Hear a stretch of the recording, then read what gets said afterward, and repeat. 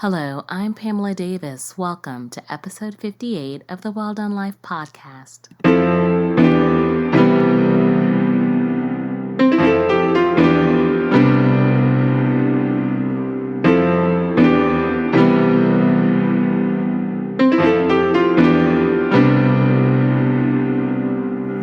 Hello, and welcome back to episode 58 of the Well Done Life podcast.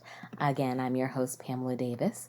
If you're new here, hey, welcome to the crew. We're so excited to have you here. If you've been here before, thank you so much for continuing to listen. I don't take for granted that there's a lot of different choices out there. And the fact that you are listening here and letting me be a part of your list just makes me so happy. And I'm sure you guys have heard this before, but hey, I'm going to keep saying it until everybody can recite it. The Well Done Life is about building community. This is about creating a safe space for women to come together. Let's share our stories and let's learn from each other, because that's really going to be the key to change and growth for all of us. Before we get started with this week's episode, I'm very excited about being back here to talk to you guys again. I want to make sure that I send some good juju, love and light into the atmosphere for us all. I can tell everyone is starting to make the return to life before COVID. I mean, we're still dealing with it. Don't get me wrong. It's not like it's magically gone away, y'all. But I think as vaccines are starting to become more available to people, I just see a shift, I definitely can see it's happening. It's beginning to move around. People are beginning to move around a lot more. People are traveling more, etc. And all of those things are wonderful, especially the traveling. I cannot tell you how much I can't wait to travel. And I mean passport travel too. I have wanderlust like nobody's business, and I'm sure I'm not the only one out there. But I just want to make sure that we all kind of remember that we need to be diligent. Making sure that you are wearing your mask, washing your hands, social distancing, and taking care of yourself. I mean, let's be honest, we have been through a lot emotionally and physically.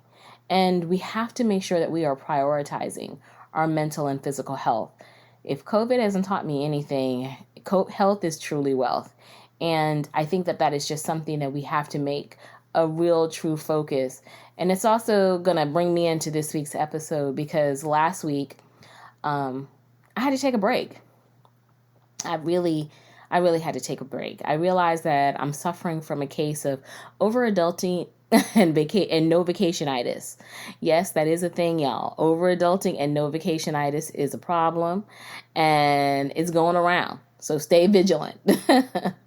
But seriously, I've had a lot of obligations with my regular job as well as with home, and just so many things that I have been trying to just navigate through, because I think that that's what we all do as adults. We just navigate through and just get it done no matter what. But it's definitely been something that I felt like is starting to creep up on me. And that's why I had to slow down, because I was getting overwhelmed. And when I get overwhelmed, I realize that it is just so important that I take a break and I take a moment to just be. I mean, I'm still battling my feelings. Last week, or this past week, wasn't as bad as the week before, but it's still very hectic. And I'm putting plans in place to fix it, i.e. I'm taking some time off from work and I'm scheduling a therapist appointment, because it's time to go back to therapy, and I'm good with it.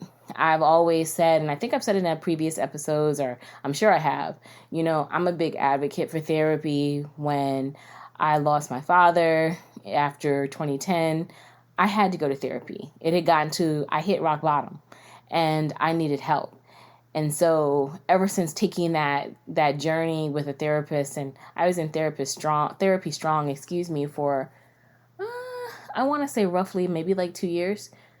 Strong. And when I mean strong, I mean every week faithfully going. I would not take lunch those days to go to therapy, because that was what I needed to feed me. I wasn't worried about food. I was worried about my sanity. So I would go to therapy. And after that time, when I was stronger and I had more of a plan and process in place to control my emotions, I would just go in for checkups. So kind of like right now, I feel like I need a checkup. And so I'm trying a new therapist, and I'm really excited. I can't wait to see how it goes. I believe my appointment is this coming week, so that'll be good.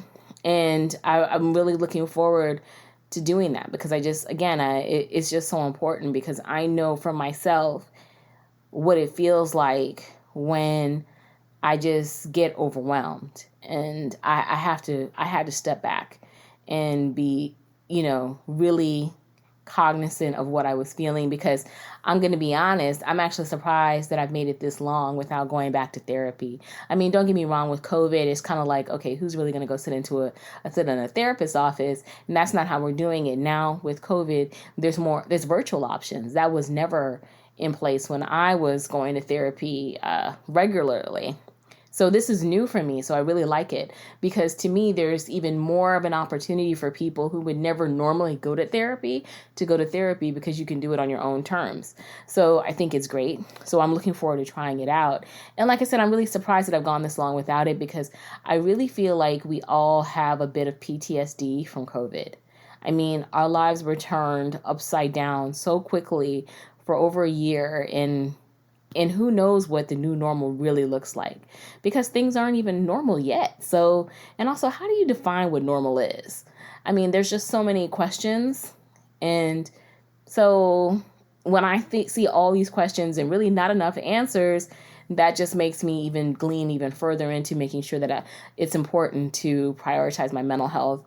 And along that line, I want you guys to prioritize your physical health as well, or it will get prioritized for you, because believe me, I've had it happen. I've seen it happen, and it's not good. So if you're at that point where you feel like, hey, if you're listening to this thinking to yourself, I might need a break myself, prioritize taking a break. Be it this week, next week, or some other point. Give yourself an end point where you say, you know what, I'm going to take this day to sit down and be quiet, or these days, because you know what you need and you have to listen to yourself. So back to where we are right now. I mean, again, it feels like we're about to start moving around more. So I kind of wanted to set the intention about this time that we're in. If you've been here before, I'm a believer in signs, wonders, numbers, God, sage, and way speeds, which means I had to go and research the number of this episode, which is 58. And here's what I found. Let's start with the meaning of the number 58. The number 58 signifies business, focus, adventure, pragmatism, conscientiousness, and expressing personal freedom. The number 58 also signifies building a base for the future and the joy of experiencing new things. The number 58 is very pragmatic and knows the right way to accomplish a goal. People who resonate with this number often change their methods of doing things to achieve optimum results. The number 58 is made up of the vibrations of the numbers 5 and 8. And the number 5 symbolizes change, adaptability, progress, activity, free will, positive life choices and decisions, personal freedom, and fortunate opportunities. The number 8, on the other hand, signifies abundance, manifesting wealth, truth, success, achievement, inner wisdom, self-reliance, the spiritual law of cause and effect, karma. The angel number 58 is a message from the angels that your financial situation will soon significantly be improved. Expect abundance in the near future. Maybe you'll get a new job or a promotion, a bonus, or a raise. It's just important while you're in this cycle to maintain a positive outlook on things and release all negativity from your life.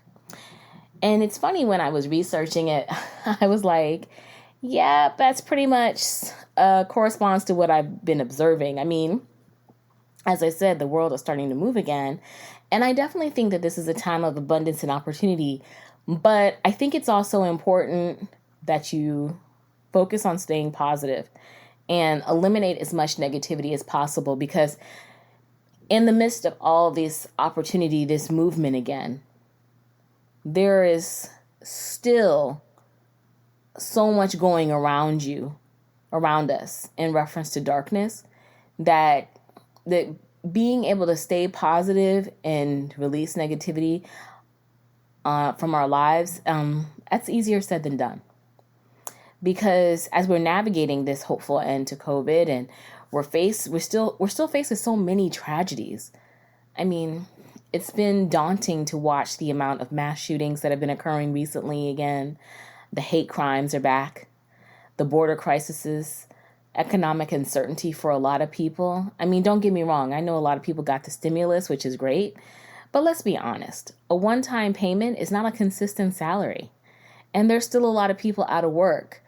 So I'm saying all that to say that everyone is dealing with a lot of different things. And when you're dealing with so much, it can make it virtually impossible to be positive.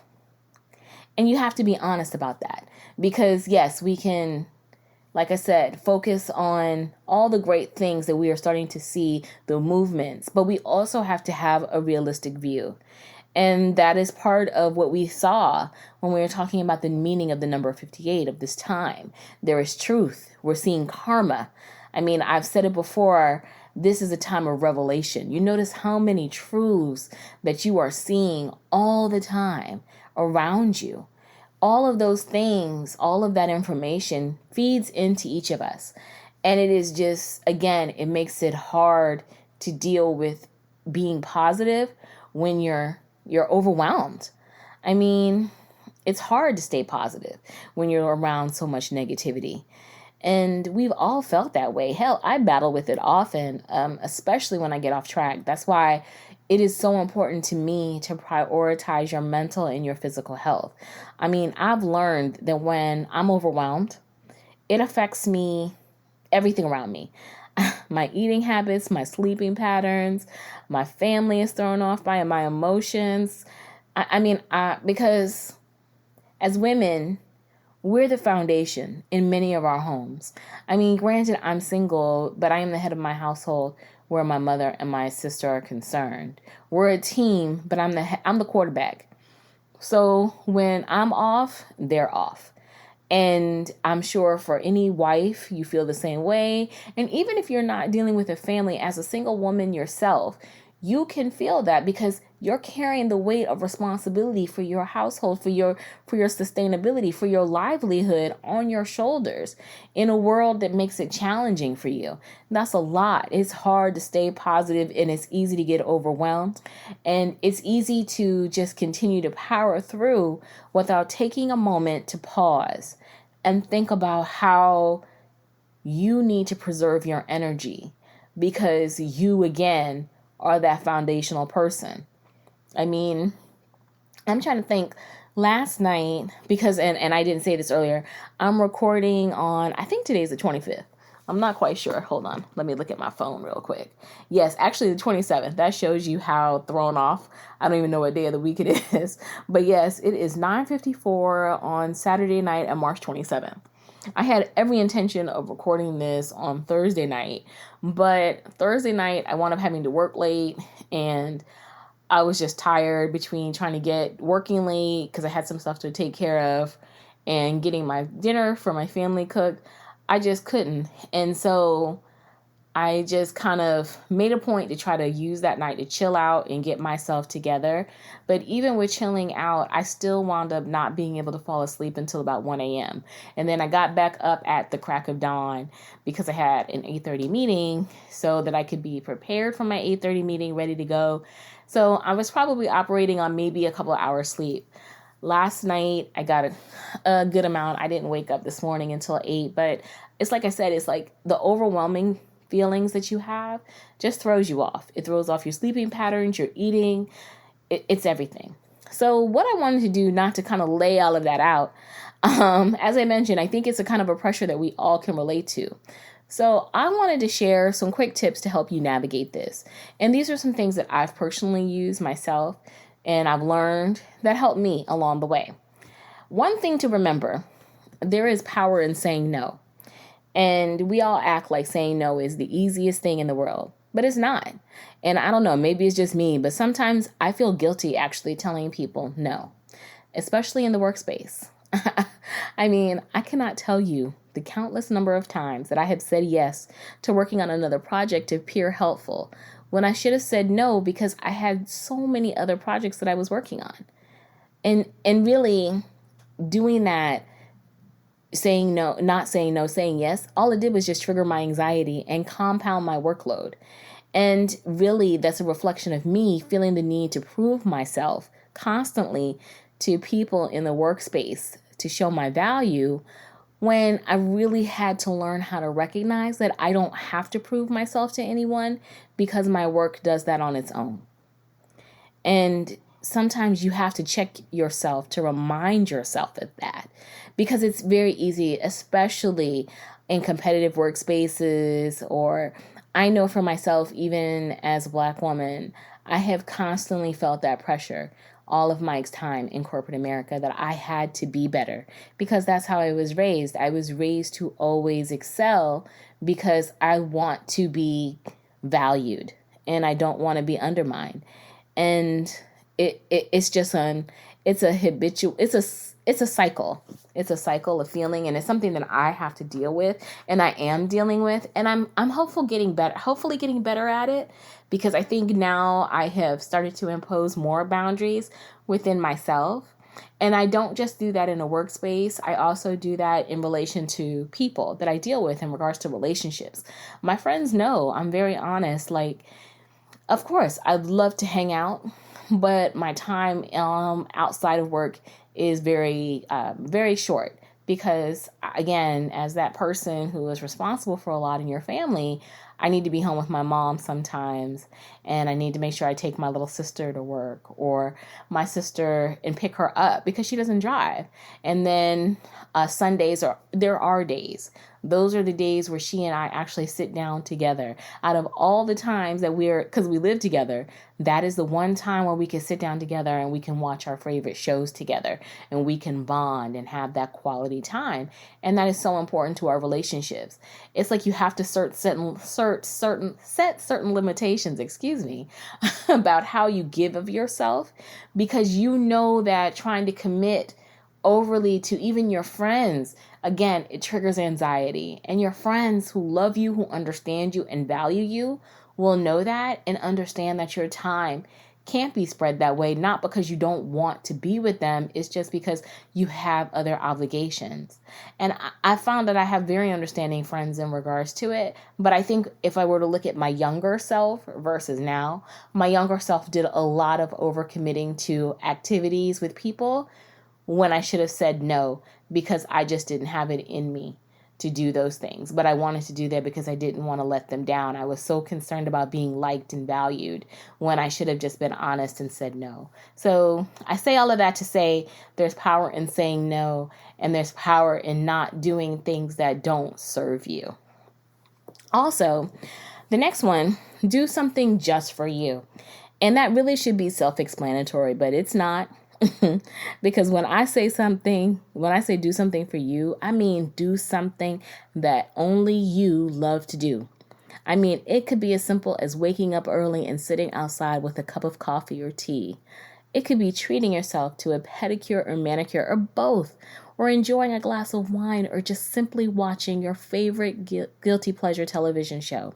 For me, my favorite thing to do, just for me, no joke, is I love all of the Married at First Sight television shows. I love 90 Day Fiance too, but Married at First Sight just gives me so much joy. And it's on right now and I'm enjoying it. And that's my thing. I watch them. I tweet about them religiously. It's something I prioritize. And as great as the great Tabitha Brown has said, that's my business too. So no judgments. But it's my show and I love it. And if you haven't checked out this season, you definitely should. It's really different. There's some really toxic, unfortunately, relationships on it, but it's just so good. So I would totally recommend you watch it. It comes on Wednesdays, and then on Thursdays is Married at First Sight Australia, which is epic. One of the couples on here is like having an affair with another person. It's just so weird, but I just love it. And it gives me something mindless to enjoy, and it's my thing, and I prioritize it. And you should prioritize something that's just for you as well, because you deserve it and you need that time, because it helps you feel good, because it's something that just you enjoy. It's not about everybody else sometimes. It's about you. This one is a big one for me. So then this one, and I hope I don't offend anyone by this because it's not to be offensive, but eat to live, not live to eat. And the reason I said eat to live, not live to eat is I love food. I mean, food and I have a very deep, complex, and loving relationship, and it's truly a relationship I put my heart into. But I also know that if I'm not really careful with this relationship, it becomes very toxic. And toxic in that I will allow my emotions to use food as a feel good versus using it as a nurturing fuel. And I'm very honest about that. I mean, I had to be because I really had to check this side of myself because I'm an emotional eater. So when I'm overwhelmed, like I mentioned earlier, it affects my food. I have been I have been really focused on a cleaner lifestyle since June of last year. Since June of last year, I've been vegan and I have really focused on that. And I have not had alcohol since December. Yeah, no, New Year's. Did I drink? I think I drank on New Year's. It's been that long. But I've been really trying to focus on my health and my body because I know that when I'm stressed, I want all of the carbs and all of the sweets to help me through. I mean, it used to make me feel so good because it would just kind of soothe me. It's like, you have a piece of cake, you're having a bad day, you have a cookie, you have a sandwich, all of those things because that moment rush of feeling good just feels good. And don't get me wrong, I would also go along with a good glass of wine to also ease stress. And none of this is judgments to anyone because wine, carbs, sugar, sweets, all of those things are great. But I think, again, for me, I had to learn what role those were playing in me either enjoying them just because of taste and lusciousness, or was it because I needed a fix, something to make me feel better because I was having a shitty day, and not dealing with my stuff. So I just had to get clear about how I was utilizing food. And it's funny, as I have continued to age like a fine wine, I found that I had to get clear about it because it's really been important for me to take care of my health. And when I've made these changes to eating vegan or primarily plant-based, however you want to call it, I feel better. I sleep better. Plus, my health is amazing. I went to the doctor, I think I told y'all before my birthday, and the doctor, she's like, I got my blood work back, and she was like, oh my God, your blood work is immaculate. That's exactly what she said, y'all. Immaculate. And she's like, you can have a cheat meal and your blood work is so good. She's like, don't go off the rails, but it's really, really good. I'm so proud of you because it's just, I really want to feel good. I want to live for a really long time. And it's just very important to me to be at peace. And I feel at peace when I am being good to what I put in my body. So the reason I'm saying all this is just eat to feel good mentally and physically. It doesn't mean depriving yourself because don't get me wrong. I don't deprive myself. I eat. I'm thick. I love cakes, pies, and all of the good things. Heck, today I made banana bread with chocolate chips and walnuts. So I'm not starving, but I've learned that it's just really important that I balance that, knowing that I have a tendency to allow my emotions to overrule my thoughts and logic where food is concerned at times and not deal with my emotions. I would deal with it with cookies and cakes. I can't do that. I have to make sure that I stay healthy because I know that when I'm eating clean and taking care of my body physically, it allows me to rest better. It allows me to function better, which helps me stay calm overall, and it contributes to my overall wellness. So think about those things as you are dealing with things, what you can do, what small things you can do, maybe to help yourself physically feel better, because that physical adjustment may help contribute to your overall health and wellness mentally as well. And then the last one, which is always a challenge, but I definitely can't believe I'm saying this. I totally believe in this one too. Share your feelings. And I know you're probably laughing like, oh my God, you are like sharing so much. No, but when I mean sharing your feelings, I'm actually relating to journaling. I've never been the person for journaling. I've said this before, and I have been blessed to have friends like my friend Keisha and my other, one of my guests, Tennille Martinez, who inspired me to look into journaling. It's amazing that I've really been on this journey of writing down my thoughts after taking that Alexandra L course that I have really told you guys about. It really showed me the power of putting your feelings on paper. When you write out your feelings, it gives you the opportunity to see it and process it. And I think for a lot of us, that's part of the trouble. We're not processing our emotions, and so you can't move through them. And when you write them down and you process through, it also can be used as a guide to show you your progression through life and the storms. Because, you have to give yourself that time to get it out. And oftentimes we're also looking for closure to situations, but that closure really is about us. It's about recognizing the feelings and deciding to forgive ourselves for the hurt we've endured or the trust that we're lost. And we don't take that time to process it. We try to, oh, I forgive you, and we just try to move on.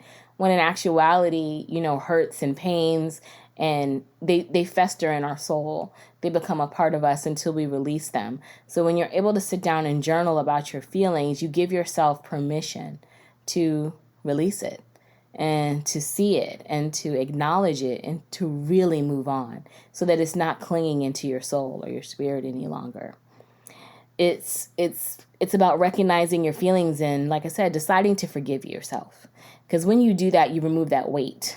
You lighten your soul. And then you invite in the positivity that you need to receive the blessings that are waiting for you. And that's really what all this is about. It's about acknowledging those feelings and those blessings that you want so badly. So how do you do that when you're just still holding on to past hurts?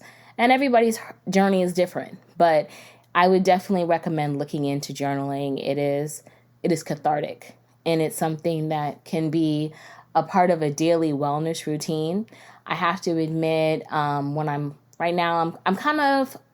hit or miss with it. For the last 2 weeks, I have to admit my journaling has been struggling, but again, that's a part of my overwhelmed feelings, and I haven't been as consistent as I would like to be.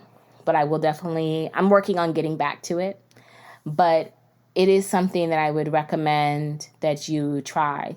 You'd be very surprised. I mean, if you think about it, when we're at work, we develop task lists. Why would we not sit out and outline our feelings the same way? Again, it's just giving ourselves that grace to be able to do it. And I hope all of those ones that I shared with you don't sound too simplistic.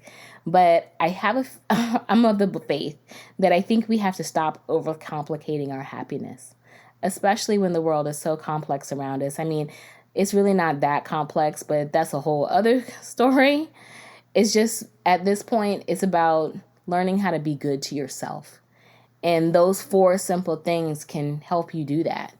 And because this is a time of great possibilities, but you have to be willing to guard yourself diligently so that you are not detoured. Because like I said, and like we've all seen, there's still so many things coming at us that we have to guard ourselves. We have to, because we're lights. And when you are a light, you can't let anything distract you from being that light. So prayers to us all as we make this journey. I still have, changing the subject just a little bit, I still have a 45-minute consultation session with Diane Diaz of Speaking Your Brand to give away. I didn't get a chance to kind of wrap up the giveaway that I did. If you all followed me, you listened to the episode that Diane and I did, Speaking Your Brand, and I'm going to link that episode in the show notes as well because it was a really great conversation. Personal branding is so important. Personal branding is actually a great way to kick off your wellness and journey, because when you're able to define who you are and what you stand for, it helps you be able to align yourself with thought leaders, content, people that speak into who you are as a person. So Diane and I had a great conversation about it. Long story short, I purchased a course from Diane, and I said, well, what I would like to do is give that course to one of my readers. And because I personally know what it's like when someone takes an opportunity to invest in you. When you're getting started on this journey, it's a lot. And sometimes we don't want to spend the money on ourselves because we're skeptical. And it's okay to be skeptical. But at the same time, being skeptical sometimes can block you from moving to the next level. So I said, well, hey, let me be that person to unlock that for somebody. Now I took all the guesswork, all the risk out for you. All you have to do is commit the most precious aspect of it, your time and your attention. So we did our giveaway. We got lots of likes, but no one really submitted to enter the giveaway. So I don't know if that was my bad. I feel like I may have done that wrong. So if anyone is interested in a free session, please email or DM me on Instagram. I really want to bless somebody with the course. It's no strings attached. I'm not going to take a picture of you and make you do anything special. I just want to help somebody start on the journey to their destiny, to their happiness. Because again, that's what we do here in the Well Done Life. This is about women coming together, sharing our stories so we can learn and grow. And I want each of you guys to grow and win. So just like I said, just let me know. I'm actually going to be taking a course on LinkedIn from Speaking Your Brand, and I'm really excited about it. I'll probably get around to starting it in April just because, again, I'm overwhelmed. I've got a lot of stuff going on, and I don't like to start new things when I'm feeling crazy. But I definitely will probably be ready, I think, in April, because it seems like it's going to start to calm down, and I'm going to take some time off. So that'll help out as well. So I can support you while I say that if you're nervous. Also, I'm going to make sure I share the info on the Speaking Your Brand Virtual Summit coming up in early April, too. That's a great opportunity to get connected with other women who are sharing their stories, who are growing and learning. It sounds like it's going to be a phenomenal summit. It's totally free, but I would recommend that you do it. Speaking Your Brand is a great company based here in Orlando, Florida, that works with women in all sectors of life who are looking to really hone their personal speaking skills, as well as they also work with people in the political space to help them be able to advance. So there's just so many different aspects to them. And I think sometimes, like I said, you need that push. You need that coaching and that development. It's not just to start a business. It could be to help you on your current job, because again, it's not about trying to make you an entrepreneur, make you quit your job or do any of that. It's just about helping you grow. And that's what this opportunity is about. So I definitely would recommend that you check them out. And again, we have lots of stuff going on, lots of resources out there. And I want to make sure that I'm sharing them with you, because you got to carve something out just for yourself. Like I said, you're a light, and we have to make sure that you really nurture it. And I want to help you nurture it. So we're on this journey together. That's it for this week's episode. I hope it didn't sound too rambly. I'm just getting back in the seat, but I'll be back next week. I'm still feeling good. Connect with me. All of my details will be in the show notes. Let me know what you guys thought of the episode, what you need help with, how I can support you. Let's support each other, because that's how we all win. Have a wonderful rest of the weekend, and I will talk to you guys soon. Bye.